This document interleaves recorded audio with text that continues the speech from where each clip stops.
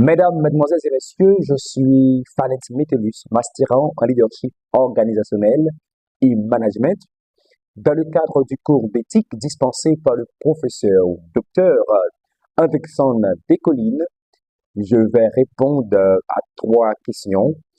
Premièrement, je vais discuter sur le concept conformisme à partir de mes expériences chrétiennes et professionnelles.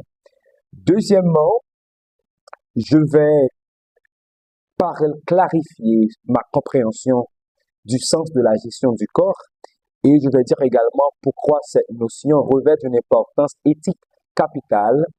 Et enfin, je vais répondre sur cette notion, la différence entre l'autorité et le leadership et quel modèle d'autorité est le plus approprié à l'Église. Tout d'abord, le conformisme, c'est le fait d'ajuster ses valeurs à celles d'un groupe ou d'une société. Et dans le cadre de mes expériences chrétiennes, je comprends que cela peut représenter un véritable danger spirituel sous la pression de l'entourage ou de la société. Il est possible de compromettre ces valeurs bibliques, comme nous le dit la parole de Dieu. Il nous exhorte à ne pas nous conformer au siècle présent, mais à être transformés par le renouvellement de l'intelligence. Cela signifie que le chrétien doit demeurer fidèle aux valeurs bibliques, à Dieu, même lorsque ses convictions peuvent être différentes de celles du groupe. Dans le domaine professionnel, le conformisme se manifeste lorsque l'on adopte les pratiques, les habitudes, la culture de l'organisation dans laquelle nous travaillons. Comme moi qui suis employé, c'est quand j'adopte les valeurs de l'entreprise où je travaille, même si on doit savoir qu'une adaptation est nécessaire pour collaborer efficacement avec les autres. Cependant, il est essentiel de ne pas sacrifier ses propres valeurs, ses propres principes éthiques, son intégrité et ses valeurs pour répondre aux attentes de l'environnement de travail.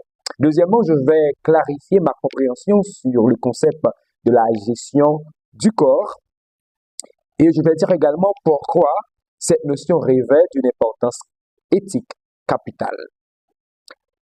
La gestion du corps revêt d'une importance capitale car sans une bonne gestion du corps, on ne peut pas arriver à accomplir la mission que Dieu nous a confiée.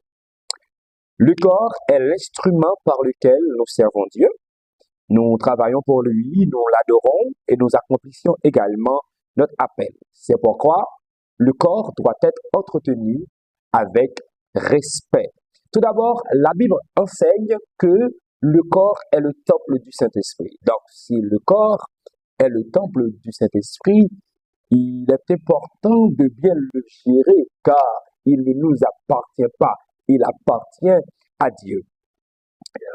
Ensuite, notre corps, non seulement il est le temple du Saint-Esprit, mais il est pour le Seigneur.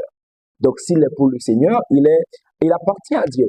Et s'il appartient à Dieu, je ne peux pas faire n'importe quoi avec mon corps. C'est pourquoi je dois le gérer comme ça se doit. Donc, une bonne gestion du corps favorise une vie équilibrée et productive.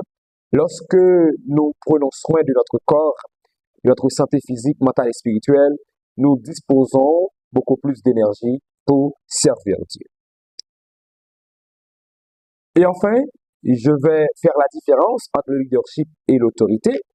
Le leadership et l'autorité ne sont pas synonymes.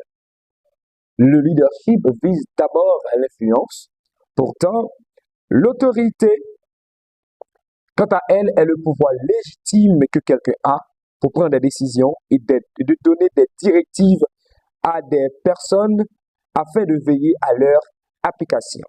Donc, le leadership est beaucoup plus lié à l'influence. L'autorité est beaucoup plus liée à ce que j'appelle une fonction ou une responsabilité officielle. Maintenant, l'Église est une organisation, de même que l'entreprise est une organisation. Maintenant, quel est le type d'autorité appropriée dans le management de l'Église? Nous savons tous que l'Église est une organisation, comme je vais tout juste de le dire, et c'est ce que j'ai appris dans le cadre du cours de gestion de l'Église dispensé par le docteur Jorel Laloy au STEP. Mais toutefois, elle est d'abord une organisation chrétienne. C'est pourquoi on ne peut pas utiliser n'importe quel modèle d'autorité. Donc maintenant, la grande question à se poser, quel modèle d'autorité le plus approprié dans le management de l'Église? Donc, je vais répondre rapidement. Donc, le modèle d'autorité le plus approprié dans le cadre du management de l'Église, ce serait le modèle d'autorité basé sur le leadership serviteur. Qu'est-ce que cela veut dire? C'est le management qui est basé sur l'autorité servante. Ce modèle s'inspire directement de l'exemple de Jésus-Christ qui a enseigné que le plus grand doit être le serviteur de tous. Donc, elle est exercée avec humilité, elle est exercée dans le respect de la dignité humaine, chaque membre considéré comme un collaborateur précieux. Et comme je l'ai dit au début, l'Église n'est pas une organisation comme tous les autres. Elle est à la fois une communauté spirituelle et une structure organisée. Son objectif principal est de glorifier Dieu, de former des disciples et de servir le prochain. Mesdames et messieurs, je vais tout juste de répondre à ces trois interrogations. Premièrement, j'ai parlé sur le concept conformiste à partir de mes expériences chrétiennes et professionnelles. J'ai parlé également sur ma compréhension sur la gestion du corps et comment cela revêt une importance capitale et éthique. Et enfin, je fais la différence entre le leadership et l'autorité.